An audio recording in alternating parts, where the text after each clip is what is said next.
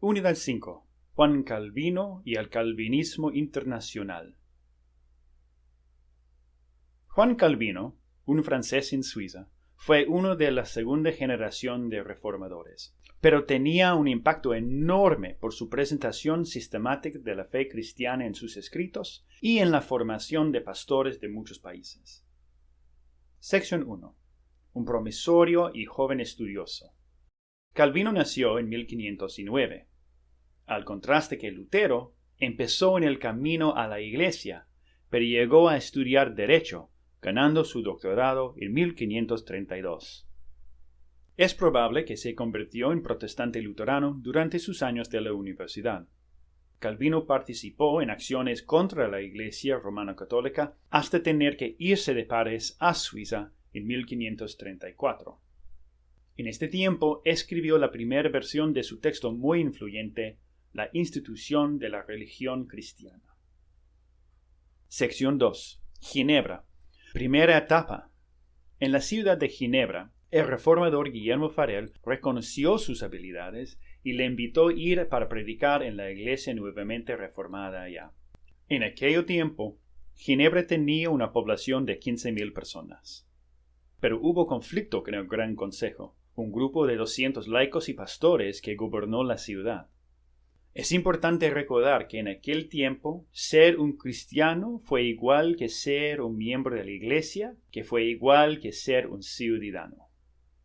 El problema ya fue la inmoralidad versus la moralidad estricta que querían Farel y Calvino. Esto resultó en un debate sobre quién tenía la decisión final de excomulgar, la iglesia o el consejo. El conflicto se desarrolló hasta 538, cuando el consejo les expulsaron de la ciudad. Sección 3. Ginebra, segunda etapa. Pero después de 3 años en Estrasburgo, Calvino recibió la invitación para regresar a Ginebra. Su condición de regresar fue la implementación de la disciplina estricta en la iglesia, incluyendo sobre la excomulgación en las manos de la iglesia, mientras el consejo tenía responsabilidad política. En la iglesia de Ginebra había 4 papeles. Los doctores, que enseñaban a las clases y preparaban a los pastores. Los pastores, que predicaban en las iglesias.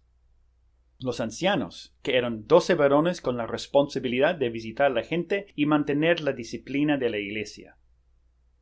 Los diáconos, que eran un grupo más grande con la meta de apoyar a los pobres y a los hospitales de la ciudad. Después de más de una década de más conflicto con la ciudad empezó a apoyarlo de verdad. Y los últimos 11 años de su vida ya fueron más fructíferos. Durante estos años su enfoque fue la enseñanza, la prédica y sus escritos. Formó un seminario, la Academia de Ginebra, para capacitar pastores por toda Europa en el estudio de las Escrituras. Sección 4. Las iniciativas teológicas de Calvino. Calvino ha tenido influencia en el pensamiento cristiano moderno. Primero, su énfasis en Dios como revelado en la Biblia, en vez de pensar primero en Dios como en categorías abstractas. Es decir, conocemos a Dios por Jesús principalmente, y no con considerar sus atributos abstractos como ser omnipresente, omnipotente. Su segunda influencia ha sido por sus comentarios de la Biblia.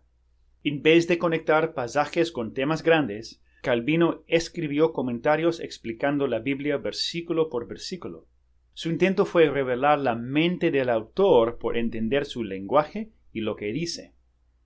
Los comentarios modernos han continuado su metodología. Sección 5. El calvinismo internacional. Más que otras versiones de la Reforma, el calvinismo tenía una influencia en otros brotes de la Reforma por 4 razones. Primero, la calidad de la educación teológica en la Academia de Ginebra y el ejemplo concreto de su implementación en Ginebra.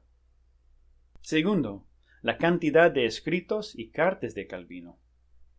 3. Tener una iglesia en forma calvinista requería pocos recursos, solo una casa, gente y un pastor. Esta forma resistió la persecución. Y finalmente, el calvinismo animaba la participación de la nobleza menor en los consejos y los gobiernos de sus países, reconociendo su papel como parte de la reforma. En otras palabras, más que solo reformar la Iglesia, podía también unificar una población bajo el liderazgo político de una ciudad o una región. Es importante leer en el texto de Mauchline las descripciones sobre el calvinismo en Francia y Escocia.